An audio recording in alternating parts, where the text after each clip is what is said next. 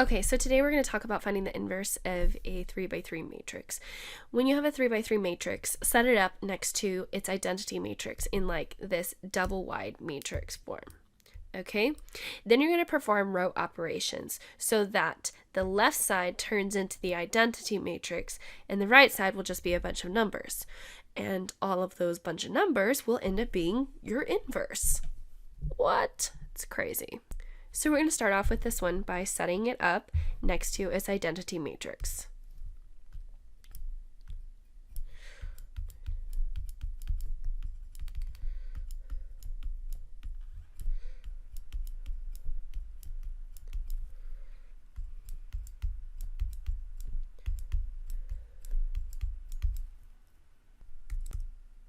Conveniently for us, we've already gotten a 0 here, so we just need to get a 0 here, and we need to get a 1 here. I'm going to do those two steps in one, just so I don't have to keep writing this over and over again. So in order to do that, I'm going to take 2 row 2 plus row 1. Okay. 2 row 2 plus row 1, and then 1/3 row 3 in order to get a leading 1 here. All right, we're getting closer and closer, almost there. This needs to be a 0, so I'm going to multiply row 3 by -2 and add it to row 2.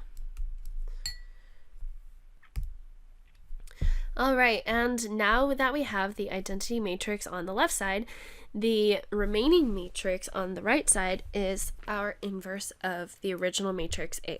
So A inverse is -3, 2, 0, -4, 1, -2/3, 1, 0, 1/3. Okay, we're going to find the inverse of this matrix now. Let's start by setting it up next to its identity matrix.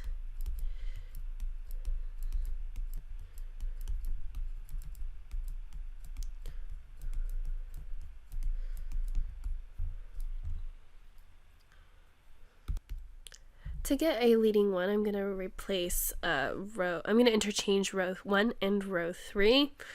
I chose row 3 just because it has multiple ones, and so I thought it should be the first one. I don't know. You could do it with either one, I suppose. So we're going to interchange row 1 and row 3.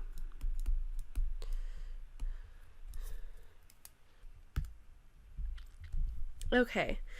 Now I'm going to use the leading 1 in the top to get these to be 0. So negative row 1 plus row 2. -2 row 1 plus row 3.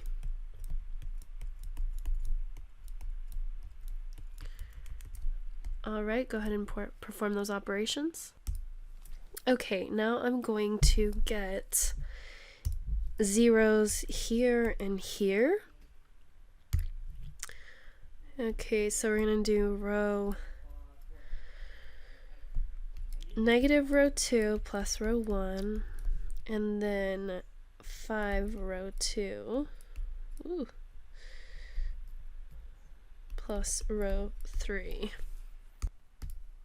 Now when I do the last row, I end up getting 0, 0, 0.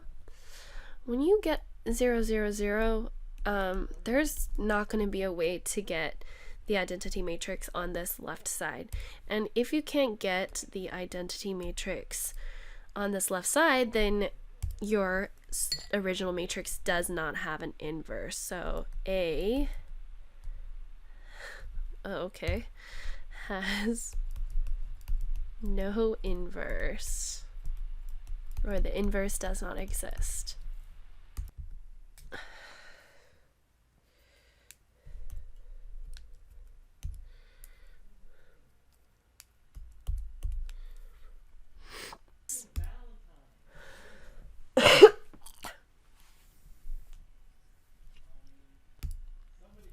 Okay, write as a matrix equation and then solve.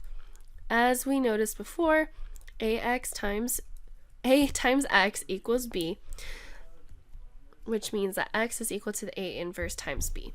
So our A matrix is going to be our coefficients, 2, -5, 3, -6, times our variable matrix, xy, is equal to our constants, 15, 36. Ax equals B. So we just need to find the inverse of A and multiply it by B in order to solve this system of equations. We actually have a formula for a 2 by 2 when it's in the setup A, B, C, D, that the inverse of A is equal to 1 over AD minus BC times switch D and A, change the signs of B and C, and you'll get your inverse. So that's what we're going to do here. You have 2, -5, 3, -6. So inverse of A is 1 over -12 plus 15. So you have minus -15. That's going to be plus. Switch D and A. Change the signs of B and C. Multiply. You have 1 over 3 is being multiplied by -6, 5, -3, 2. The inverse of A is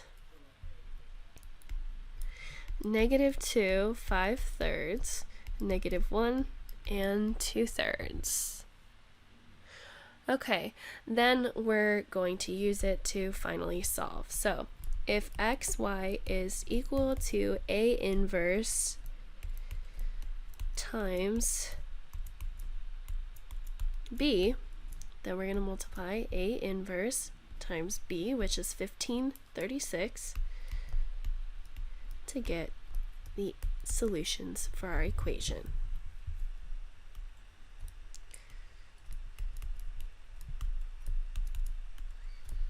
Okay, let's multiply. So we have